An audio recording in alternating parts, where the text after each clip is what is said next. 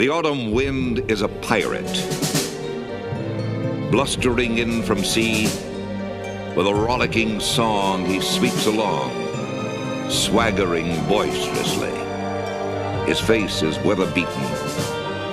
He wears a hooded sash, with a silver hat about his head, and a bristling black mustache.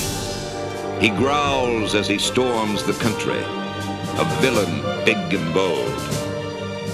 And the trees all shake and quiver and quake as he robs them of their gold. The autumn wind is a raider, pillaging just for fun. He'll knock you round and upside down and laugh when he's conquered and won. What's up, Raider Nation? Coming back at you with another video. Not much going on in the Raider world right now, but making the most of it and, dishing out some content. So today we decided to talk about NFL free agency and the upcoming, free agency has been going on now for about, 2.5 weeks. And the Raiders have really slowed down essentially. But we wanted to mention a couple guys today and get into some of the big needs we have on the offensive line, defense, corner, all the above. Yeah, so first on the list, I wanted to mention Donovan Smith, tackle from the Kansas City Chiefs. Kansas City decided not to bring him back this year after winning the Super Bowl last year. He was a good piece on the offensive line. He made he made life easier for Patrick Mahomes, and before that, he made life easier for Tom Brady. 2-time Super Bowl champ, actually. One with Tampa Bay in 2021 or 2020 season, 2021 February, and then one again this year. So two rings now, veteran presence, and I would love to see him in the silver and black. He's a big dude. He can seal off the edge, and it would be a nice accompaniment to Colton Miller on the other side, I'd say, at least. With everything we have going on right now, our offensive line definitely needs some work. Zamir White and Alexander Madison being the two feature backs this year, not what we expected. Of course, we all wanted Josh Jacobs back, but now bolstering the line and giving whoever's under center and the running backs, some room to work. But that's going to be, I think it's going to be pretty difficult. I think it's going to be quite expensive. The more rings a guy has, the more expensive he gets. And 2 rings is, right there, you're looking at a big price tag. I'd say at least 10, 11 million minimum per year. So if you want to give him like a big offensive lineman contract, like a two-year deal, I'd say is pretty safe.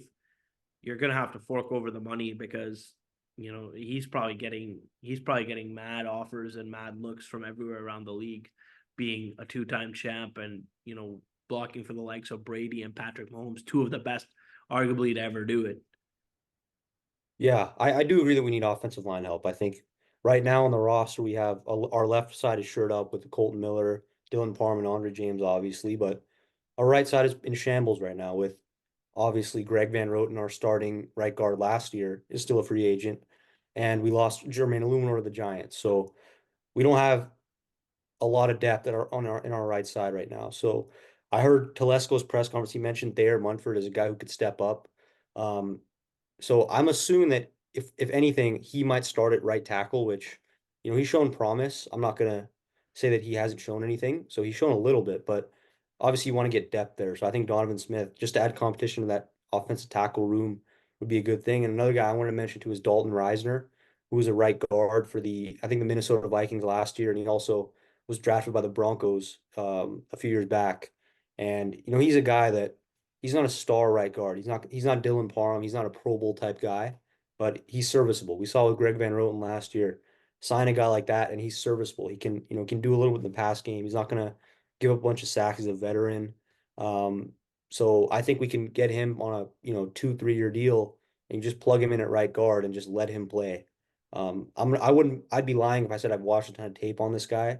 I haven't, but just looking at the PFF metrics and all the stats and whatnot, he seems like a guy that he's a plug and play right guard. So he's still available. I'm kind of surprised that he's still available, and he's it looks like he's the only one of the best right guards on the market, if not the only one who's a plug and play type guy. So I would say Dalton Risner a guy to keep an eye on, Raider Nation.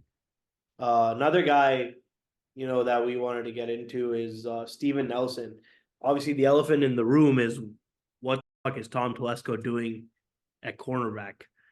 Cornerback is so thin. I think we went over it the other day that we have about 3 active corners on the roster, maybe 4. Guys who we read the ESPN depth chart, there's names that we've never even heard. Practice squad guys, who really strictly get special teams reps. But Steven Nelson has been, a journeyman in the NFL, veteran presence. Started off with Kansas City, was drafted in 2015, moved over to the Steelers for a couple years, was pretty good. Moved over to the Eagles after that for a single year, and then now has spent the last 2 seasons being arguably the number 1 guy in Houston, which he proved himself. Houston defense was really good last year under DeMeco Ryans, but Steven Nelson would be a good veteran presence. Been in the league now this is going to be his 9th season upcoming, and he would be a good veteran presence to bring into the locker room and, hopefully mentor guys like Jacorian Bennett and whoever we draft, because we're assuming in the draft we go corner heavy. I think with only 4 corners on the roster, you got to be thinking like we got to draft at least 2 corners, if not more than that. But I got another corner on this list, but I'll let you get in here first. Yeah, I wanted to mention too, Justin Simmons is still available, which is a huge shock to me because, throughout years past, he's been a guy that's a Pro Bowl, all pro level player for the Broncos at safety. And for him not to be signed, he's still relatively young. I think he's below 30. So he's not terribly old. And as a safety, it's not easy to just find an all pro level safety just on the market. And for him not to be signed is a little alarming to me. I don't know if there's something off the field or anything like that. But like we have Marcus Epps, who we signed last year. He was okay. I don't think he had an interception, but he kind of shored up the room. But I don't know if he's a long-term solution there at safety. So, I haven't heard a lot of buzz around Justin Simmons for the Raiders, but I think we should be looking at safeties because Marcus Epps was serviceable, but he's not great. And, it's hard to really you can win with a guy like Marcus Epps, but in big spots, I don't trust him to go make that game-sealing interception. Whereas a guy like Justin Simmons is a ball hawking safety. I would trust him to do that. Like we said, we want to have stars on our defense. We've consistently mentioned this. Like when we signed Christian Wilkins, he's a game changer. And Justin Simmons is a game changer. And I don't know if Marcus Epps is a game changer currently. So signing a guy like Simmons for that strong safety mix of free safety, strong safety, I think that's a guy we should be looking at. Yeah, I think that he's okay, Denver, right? Like he played really well in Denver. I believe he was a Pro Bowler, All Pro, something like that. He did well when he was in Denver. But if you look at the safety market, other than what we have already, we have Trayvon Merrick, number 7, by the way, just switched his jersey, and Marcus Epps, number 1. Marcus Epps was great this year. I think he played well. I think he serviced, and it was good that we didn't hear his name being called. You'd like to hear, intercepted by Marcus Epps, but at least we didn't hear Marcus Epps like relapsing coverage, falling down or something like that, getting burned. Like we barely heard that. All we really heard from him was making stops, making tackles in the open field and whatnot. But other than Justin Simmons, another guy like that is Eddie Jackson, another proven veteran who was really, really good on the Bears for the last couple of seasons. And in addition to that, Jamal Adams, who's another guy who's not very, I don't like Jamal Adams. I think he's a head case, but that's another, veteran in this, huge free agency pool.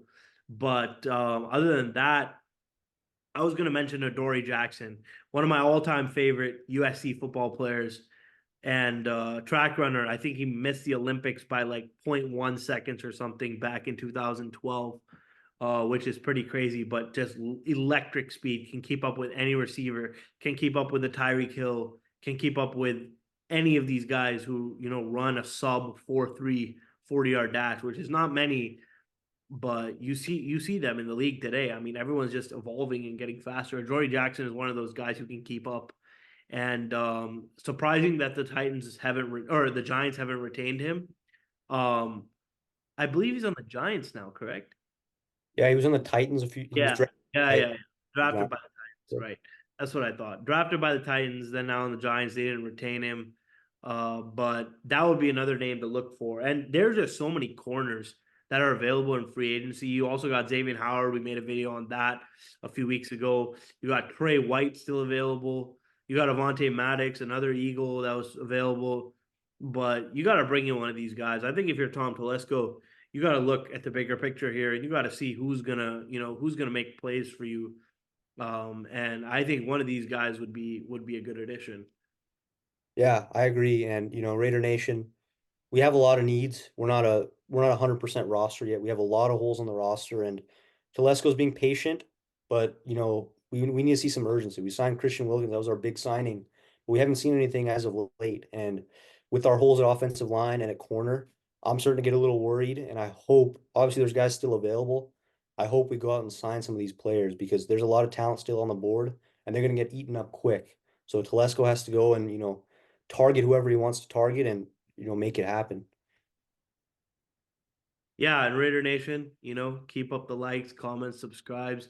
Really appreciate it. Channel's growing, and we couldn't be happier. 424 subscribers and counting, over 36,000 views, all time, and we're just growing at a rate, and we couldn't be happier. So we'll see you guys. We'll see you guys tomorrow.